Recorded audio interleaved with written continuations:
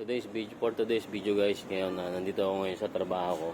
Actually, ang pasok ko is 5 PM. Pumasok lang ako ng maaga kasi nagkamali ako ng tingin ng schedule ko. Akala ko alas 4. So, napaga ako ng dating. So, ipapakita ko ngayon sa inyo guys yung lugar kung saan ako nagtatrabaho. Ito yung restaurant namin, yung taas. Pero ngayon hindi pa siya open kasi may ginagawa pang konti. Maybe next week it's open na tong taas namin. So ito guys yung JBR, isa sa mga tourist spot dito sa Dubai na during season time, ito yung isa sa dinadagsa ng mga turista. The beach, ito beach, tawag dito is JBR. Makikita mo guys, ito yung yan ang dagat. Napakarami naliligo dito, mga turista. Yan. Pag winter, napakadami ng tao dito. Halos napupuno yung beach na yan. Makita mo, dami naliligo, may mga yate. Doon sa gitna ng dagat, meron silang parang stay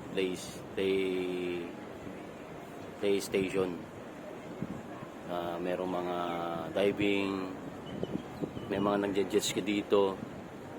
Ayan, ito mga restaurant dito. Actually, dito ako sa taas ng lugar ng restaurant namin.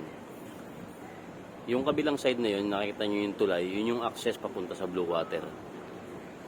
Ayan, Blue Water, ito yung Dubai Eye. Dati kasi gumagana yan, ewan ko lang ba't di na gumagana ngayon. Nakikita mo yun, may mga lokal na naglalakad dito. Ayan. So, may mga restaurant dito. Maraming halos 70% dito mostly restaurant kasi yung mga tourist pagkatapos na kumakain dito.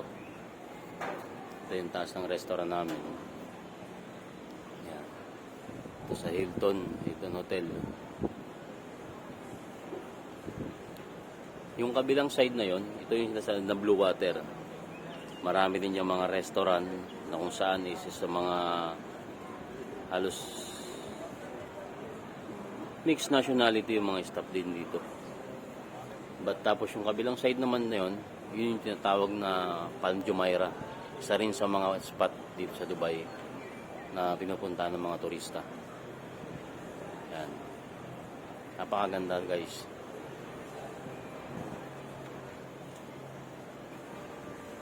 Mga susunod na araw doon ako sa baba para makita nyo yung kabuuan ng beach. Ayan, ang daming naliligo. Mostly mga puti. Ayan.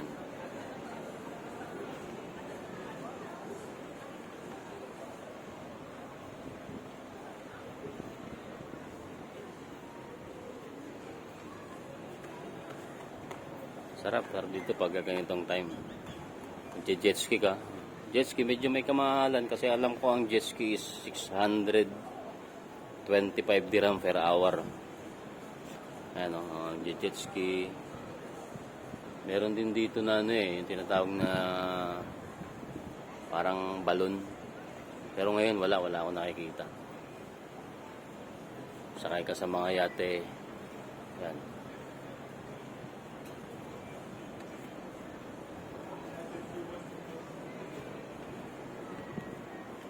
Ito guys, ito yung restaurant namin. Hindi pa siya open kasi medyo nililinis pa.